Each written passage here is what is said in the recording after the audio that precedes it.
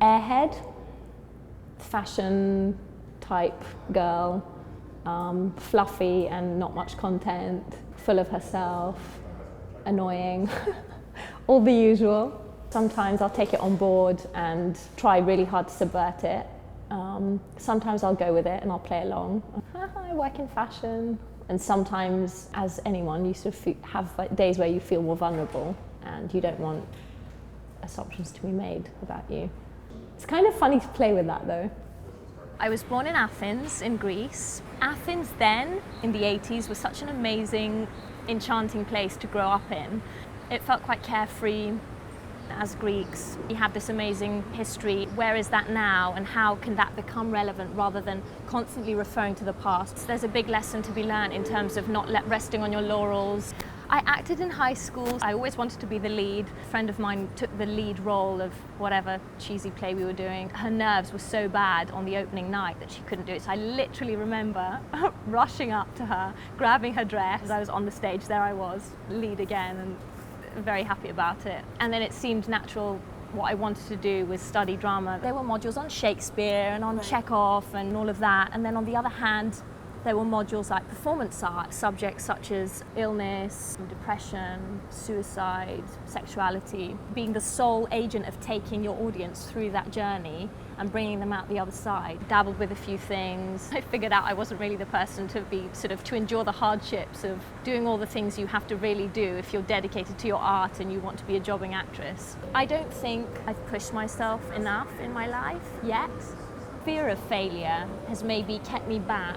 But then on the other hand, what I do fulfills me and makes me happy, and I love the business aspect of it. I work for Nicholas Kirkwood, this brilliant, amazingly talented shoe designer. I love incorporating that slight element of performance into what one wears. It's not just coincidence that I've ended up working with these people who don't take themselves too seriously. I love that sort of tongue-in-cheek, that sense of humour. I love the 80s, I'm an 80s child. My trousers are by Peter Pilotto. They're my favourite pair of trousers at the moment. Nicholas Kirkwood pumps, they're comfortable and they go with everything. My new t-shirt from H&M actually. My boyfriend bought it for me and I love it. Sexy cowgirl kind of look. My shoes are, surprise, surprise, Nicholas Kirkwood. Probably my favourites at the moment. My sort of polka dot combo is from Topshop. And my lace biker jacket is from a Christopher Kane sample sale, my guilty treat to myself for Christmas. Recently I walked into this amazing furniture shop called Talisman. I had a sort of interior battle with myself, because I remember thinking, my God, these objects are genuinely beautiful and I want them and I lust after them. I was also telling myself, you know, that's awful. I shouldn't feel like this. I shouldn't lust after these objects because they're just tables and chairs, and why do I feel like this? My shoes. Wow, talk about putting me on the spot. 25, 30? But that number rapidly increases as we speak.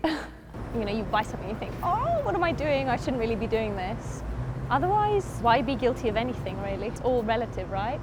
So many inspirational people. David Bowie or Pedro Almodovar, Sylvia Plath. Tippi Hedren, oh my God, amazing. Stunning and sharp and crisp and elegant. Watching Terms of Endearment the other day. Everything is synthetic and there's just pink frills everywhere, whether it's the houses or the dresses they wear.